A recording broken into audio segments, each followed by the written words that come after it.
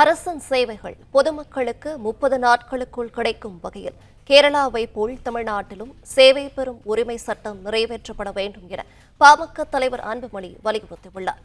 இது தொடர்பான விவரங்களை தருகிறார் செய்தியாளர் ராஜகுமரன். விவரங்களை சொல்லலாம்.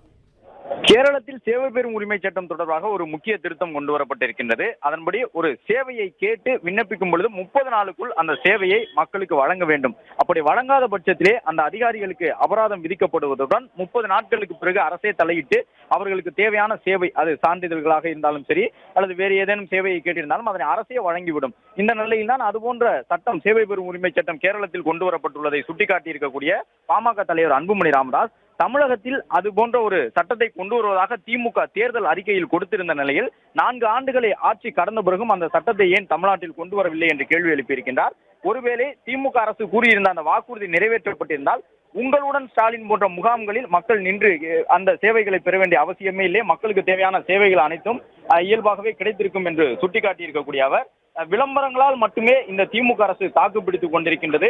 மக்களுக்கு சேவைகள் கிடைப்பது இவர்களுக்கு முக்கியமல்ல, மாறாக உங்களுடன் ஸ்டாலின் போன்ற முகாம்கள் மூலம் நாடகங்கள் நடத்தி விளம்பரம் தேடுவதில் தான் ஆர்வம் காட்டுகின்றார்கள் என்று கடும் விமர்சனத்தை முன்வைத்திருக்கின்றார். மேலும் கேரள முதலமைச்சருடன் நல்லுறவில் இருக்கக்கூடிய தமிழ்நாடு முதலமைச்சர் கேரள மேடைகளில் தோன்றி என்ற பேர் ஸ்டாலின், என்ற சகாவு பினராயி விஜயன் என்றெல்லாம் மலையாளத்தில் பேசுகின்றார். ஆனால் கேரளத்தில் செயல்படுத்தப்படக்கூடிய அனைத்து பொருட்களுக்கும் கொள்முதல் விலை, சேவை பெறும் உரிமை சட்டம் போன்ற நல்ல திட்டங்களை செயல்படுத்த முதலமைச்சருக்கு மனம் வரவில்லையா என்று கேள்வி எழுப்பியிருக்கக்கூடிய அன்புமணி ராமதாஸ், முதலமைச்சர் மு க ஸ்டாலின் தலைமையிலான இந்த அரசு இனியேனும் இந்த துரோகம் செய்யாமல் தொடங்கக்கூடிய சட்டப்பேரவை கூட்டத்தொடரிலேயே சேவை பெறும் உரிமை சட்டத்தை நிறைவேற்ற வேண்டும் என வலியுறுத்தியுள்ளார். விவரங்களை வழங்கியமைக்கு நன்றி ராஜகுமரன்.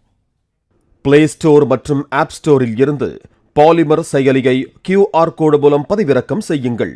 செய்திகளை உடனுக்குடன் பெறுங்கள்.